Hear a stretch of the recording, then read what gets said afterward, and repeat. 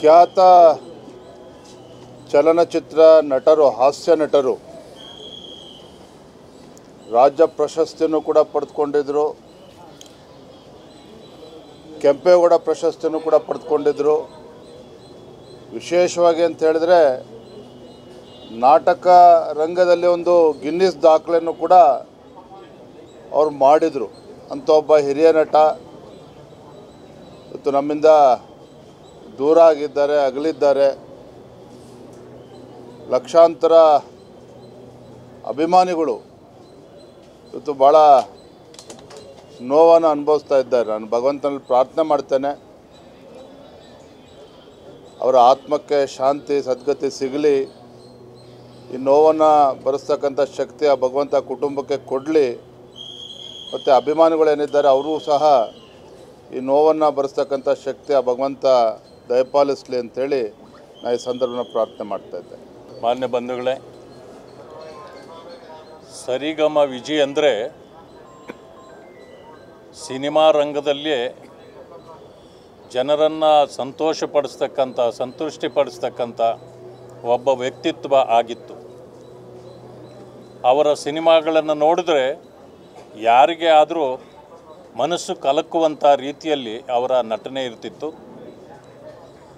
ಅಂತಹ ಒಬ್ಬ ಶ್ರೇಷ್ಠ ಹಾಸ್ಯ ನಟನನ್ನು ನಾವಿವತ್ತು ಅಗಲಿದ್ದೇವೆ.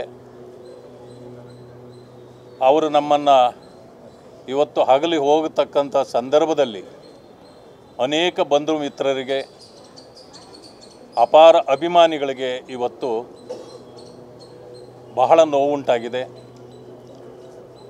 ಇಂತಹ ಒಂದು ವ್ಯಕ್ತಿತ್ವ ಇನ್ನಷ್ಟು ಕಾಲ ನಮ್ಮ ಜೊತೆಯಲ್ಲಿ ಇರಬೇಕಿತ್ತು ಅಂತಕ್ಕಂಥದ್ದು ಎಲ್ಲರ ಒಂದು ಆಶಯ. ಆದರೂ ಕೂಡ ವಿಧಿ ಯಾರನ್ನೂ ಕೂಡ ಬಿಡೋದಿಲ್ಲ. ಹೀಗಾಗಿ ಎಲ್ಲ ಅವರ ಬಂಧುಗಳಿಗೆ ಮತ್ತು ಅವರ ಅಪಾರ ಸಂಖ್ಯೆಯ ಅಭಿಮಾನಿಗಳಿಗೆ ಆಗಿರ್ತಕ್ಕಂಥ ನೋವನ್ನು ಭರಿಸ್ತಕ್ಕಂಥ ಒಂದು ಶಕ್ತಿಯನ್ನು ಭಗವಂತ ನೀಡಲಿ. ಅವರ ಬಂಧುಗಳಿಗೆ, ಕುಟುಂಬಸ್ಥರಿಗೆ ಅವರ ಅಗಲಿಕೆಯನ್ನು ಸಹಿಸಿಕೊಳ್ಳುವ ಒಂದು ಶಕ್ತಿಯನ್ನು ಭಗವಂತನು ನೀಡಲಿ ಅಂತೇಳಿ ನಾನು ಪ್ರಾರ್ಥನೆ ಮಾಡ್ತೇನೆ. ನಮಸ್ಕಾರ. ಯಾವುದೇ ಹಾಡು ಅಥವಾ ಭಾವನೆ ಅಂದರೆ ಸರಿಗಮ ಅನ್ನೋದು ಮೊದಲನೇ ಅಕ್ಷರಗಳು, ಆಮೇಲೆ ಪದನಿಸ, ಸರಿಗಮ ಪದನಿಸ ಅಂತೀವಿ. ಅದೇ ಬದುಕಂಗೆ ಅವನಿಗೆ ಈ ಸರಿಗಮ ವಿಜಿ ಅಂತ ಬಂದಿದೆ ಅವರ ನಾಟಕದ ಒಂದು ಟೈಟ್ಲ್ ಮೂಲಕ. ಅಂದರೆ ಇದೇ ಕಲಾಕ್ಷೇತ್ರದಲ್ಲಿ ಸರಿಗಮ ವಿಜಿಯವರ ಅನೇಕ ನಾಟಕಗಳನ್ನ ನಾನು ನೋಡಿದ್ದೀನಿ. ಮುಖ್ಯವಾಗಿ ನಾವೆಲ್ಲ ಇವತ್ತು ಈ ಮಟ್ಟಕ್ಕೆ ಬರೋಕ್ಕೂ ಮುಂಚೆನೇ ಅವನು ತುಂಬ ಸಕ್ಸಸ್ಫುಲ್ ನಾಟಕಕಾರ ಆಗಿದ್ದ, ಆಮೇಲೆ ನಿರ್ಮಾಪಕ ಆಗಿದ್ದ. ಅಂದರೆ ಅವ್ರದ್ದೇ ನಿರ್ಮಾಣ ಆಗಿ ಅವ್ರದ್ದೇ ನಾಟಕಗಳಲ್ಲಿ ನಾನು ಕಂಡಂಗೆ ಅನೇಕ ಜನ ಕಲಾವಿದೆಯರು, ಅಂದರೆ ಎಲ್ಲ ಕಲಾವಿದರು, ಪ್ರಮಿಳಾ ಜೋಶಿ ಆಗಿರ್ಬೋದು, ಉಮಾಶ್ರೀ ಆಗಿರ್ಬೋದು, ಭವ್ಯ ಆಗಿರ್ಬೋದು, ಯಾರದೇ ಹೆಸರೇಳಿ ಅವ್ರನ್ನೆಲ್ಲ ರಂಗಭೂಮಿ ಮೇಲೆ ತಂದು ತನ್ನ ಜೊತೆಗೆ ಸೇರಿಸಿ ಅಭಿನಯ ಮಾಡಿ ಅವರೆಲ್ಲ ಇವತ್ತು ಮೇಲ್ಸ್ಥಾನಕ್ಕೆ ಹೋಗಿದ್ದಾರೆ ಅಂತಂದರೆ ಅದಕ್ಕೆ ಮುಖ್ಯ ಕಾರಣ ಸರಿಗಮ ವಿಜಿ. ಅವನು ಒಂದೇ ಕ್ಷೇತ್ರದಲ್ಲಿ ಉಳಿಲಿಲ್ಲ. ಪ್ರತಿಯೊಬ್ಬರಿಗೂ ಒಂದು ಆಸೆ ಇರುತ್ತೆ ತಾನು ನಾಯಕ ಆಗಬೇಕು ಅಂತ.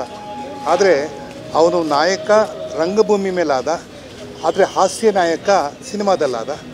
ಆಮೇಲೆ ಅದನ್ನೇ ಅಲ್ಲಿಗೆ ನಿಲ್ಲಿಸದೆ ಮುಂದೆ ಅವನ ಒಂದು ವೃತ್ತಿ ಅಲ್ಲಿ ಅಸೋಸಿಯೇಟ್ ಡೈರೆಕ್ಟ್ರಾಗಿ, ಅಸಿಸ್ಟೆಂಟ್ ಡೈರೆಕ್ಟ್ರಾಗಿ ಅನೇಕ ಚಿತ್ರಗಳಿಗೆ ಅವನು ಕೆಲಸ ಮಾಡಿದ್ದಾನೆ.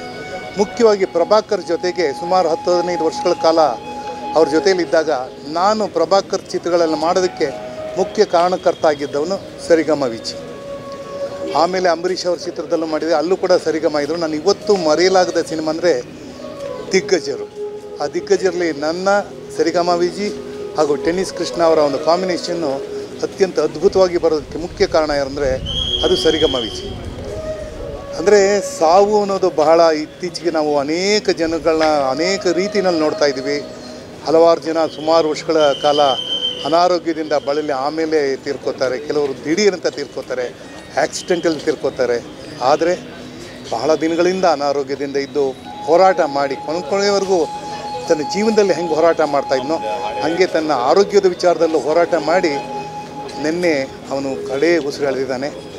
ಆದರೆ ಅವನು ನಮಗೆ ಫಿಸಿಕಲ್ಲಿ ಅಂದರೆ ಸರಿಗಮ ವಿಜಯ್ ಇಲ್ಲ ಅಂತ ಅನಿಸುತ್ತೆ, ಆದರೆ ಆಂತರಿಕವಾಗಿ ನಮ್ಮಲ್ಲಿ ಸದಾ ಇರ್ತಾನೆ. ಯಾಕಂದರೆ ಅಂತಹ ಒಬ್ಬ ಗೆಳೆಯ, ಅವನ ಮಗ ಆಗಿರ್ಬೋದು, ಅವರ ಶ್ರೀಮತಿ ಆಗಿರ್ಬೋದು, ಅವ್ರ ಇಡೀ ಕುಟುಂಬ ಇವತ್ತು ಏನು ನೋವಿನಲ್ಲಿದೆ, ಆ ನೋವನ್ನು ಭರಿಸೋ ಶಕ್ತಿ ಆ ಭಗವಂತ ಕೊಡಲಿ. ನಾವೆಲ್ಲ ಕಲಾವಿದರು ಜೊತೇಲಿ ಇದ್ದೇ ಇರ್ತೀವಿ. ಒಂದು ಏನಪ್ಪ ಅಂದರೆ ಆಶ್ಚರ್ಯಕರ ಘಟನೆ ಅಂತಂದರೆ, ಕೆಲವು ಸತ್ತ ಮೇಲೂ ಅವ್ರಿಗೆ ಒಂದು ಒಳ್ಳೆ ಜಾಗ ಸಿಗುತ್ತೆ. ನಾನು ಇವತ್ತು ಸಂಸಾರ ರಂಗಮಂದಿರದಲ್ಲಿ ಅವರ ಬಾಡಿಯಲ್ಲಿ ಇಟ್ಟಿರೋದು ಬಹುಶಃ ಇತ್ತೀಚಿನ ದಿನಗಳಲ್ಲಿ ಕಲಾವಿದರಿನಲ್ಲಿ ಅನೇಕ ಜನ ಕಲಾವಿದರು ತೀರ್ಕೊಂಡಾಗ ನಾವು ಈ ಕಡೆಗೆ ಒಂದು ಅರಳಿಕಟ್ಟೆ ಇದೆ, ರಿಹರ್ಸಲ್ಸ್ ರೂಮ್ಸ್ ಎಲ್ಲ ಇದೆ ರವೀಂದ್ರ ಕಲಾಕ್ಷೇತ್ರ, ಅಲ್ಲಿ ಅವರ ಪಾರ್ಥಿವ ಶರೀರವನ್ನು ಇಡ್ತಾಯಿದ್ರು. ಇವತ್ತು ನಾನು ಬಹುಶಃ ಮೊದಲನೇ ಸಲಿಗೆ ಏನು ನಿರ್ಣಯ ತೊಗೊಂಡ್ರು, ತದನಂತರ ಮೊದಲನೇ ಸಲ ನಾನು ನಮ್ಮ ಒಬ್ಬ ಕಲಾವಿದರ ಒಂದು ಪಾರ್ಥಿವ ಶರೀರವನ್ನು ಸಂಸಾರ ರಂಗಮಂದಿರದ ಒಂದು ಮೇಲಿಟ್ಟಿದ್ದಾರೆ. ಬಹುಶಃ ಅದು ಅವ್ರಿಗೆ ಕೊಡ್ತಾ ಇರುವ ನಾವು ದೊಡ್ಡ ಗೌರವ ಅಂತ ನಾನು ಅಂದ್ಕೊಂಡಿದ್ದೀನಿ. ಅವರ ಇನ್ನೇನು ಹೆಚ್ಚಿಗೆ ಹೇಳೋದಿಲ್ಲ. ಕಲಾವಿದರು ಸ್ವಲ್ಪ ಆರೋಗ್ಯದ ಕಡೆ ಗಮನ ಕೊಡಬೇಕು, ವಯಸ್ಸಾಗಿದೆ ಅಂತ ನಿರ್ಲಕ್ಷ್ಯ ಮಾಡಬಾರ್ದು. ಆಮೇಲೆ ಕಲಾವಿದರ ಸಂಘ ಕೂಡ ಸಾಕಷ್ಟು ಕೆಲಸ ಮಾಡಿದ್ದಾನೆ. ಇವತ್ತು ಎಲ್ಲೋ ಒಂದು ಕಡೆ ಎಲ್ಲ ಕಲಾವಿದರು ಇವತ್ತು ಬಂದು ನೋಡುವಂಥ ಪರಿಸ್ಥಿತಿನ ಈ ರವೀಂದ್ರ ಕಲಾಕ್ಷೇತ್ರದ ಇನ್ನು ಅಧಿಕಾರಿಗಳು ಮತ್ತು ಆಡಳಿತಾಧಿಕಾರಿಗಳು ಕೊಟ್ಟಿದ್ದಾರೆ, ಅವ್ರಿಗೆ ಧನ್ಯವಾದಗಳು ಹೇಳ್ತೀನಿ.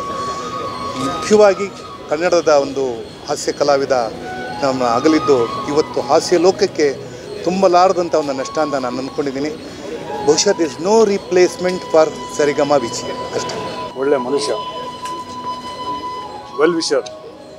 ನಾವು ಕನ್ನಡ ಚಿತ್ರರಂಗಕ್ಕೆ ಎಂಟ್ರಿ ಆದಾಗ ನಮಗೆ ಬಹಳ ಸಹಾಯ ಮಾಡಿದ್ದಾರೆ, ಒಂದು ಅವಕಾಶಗಳು ಕೊಟ್ಟಿದ್ದಾರೆ. ಯಾವುದೇ ಒಂದು ಸಿನಿಮಾ ಬರ್ಬೇಕಾದ್ರೂ ಕಂದ ಬರೋ ಒಂದು ಪಾತ್ರ ಇದೆ ಮಾಡು ಅಂತ ಹೇಳೋರು. ಈ ಸಿನಿಮಾ ಅಸೋಸಿಯೇಟಾಗಿ ಕೆಲಸ ಮಾಡ್ತಾಯಿದ್ದೀನಿ, ಈಗೊಂದು ಪಾತ್ರ ಇದೆ ಅಂತ ಹೇಳೋರು.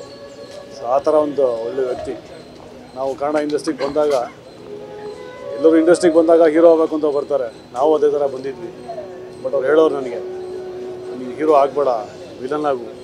ನಮ್ಮ ಕನ್ನಡ ಇಂಡಸ್ಟ್ರಿಗೆ ಒಂದು ಸ್ಮಾರ್ಟ್ ವಿಲನ್ ಬೇಕು, ವಿಲನ್ ಆಗು, ಹೀರೋ ಆಗಬೇಡ ಅಂತ ಅವರು ಫಸ್ಟು ಹೇಳಿದ್ದೆ ಅವರು. ಅದಾದಮೇಲೆ ಓಂ ಪ್ರಕಾಶ್ ಅವರು ಹೇಳಿದ್ರು. ಸೊ ಹೀಗೆ ಅದೊಂದು ಟೀಮ್ ಇತ್ತು ಅವರು. ಹೀಗೆ ಸುಮಾರು ಚಿತ್ರಗಳನ್ನ ನಾನು ಅವ್ರ ಜೊತೆ ವರ್ಕ್ ಮಾಡಿದೆ, ಭಾಳ ಕಲಿತೆ ಅವರಿಂದ. ನನ್ನ ವೆಲ್ವಿಷರ್ ನನ್ನ ಗುರು ಅಂತಲೂ ಹೇಳ್ಬೋದು.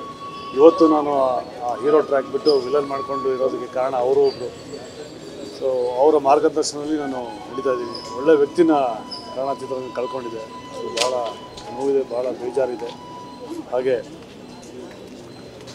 ಅವರ ಆತ್ಮಕ್ಕೆ ಶಾಂತಿ ಸಿಗಲಿ, ಅವ್ರ ಮಕ್ಕಳಿಗೆ ಮತ್ತು ಅವರ ಮನೆಯವ್ರಿಗೆ ಆ ದೇವರು ಶಕ್ತಿ ಕೊಡಲಿ ಅಂತ ಕೇಳ್ಕೊಳ್ತೀನಿ.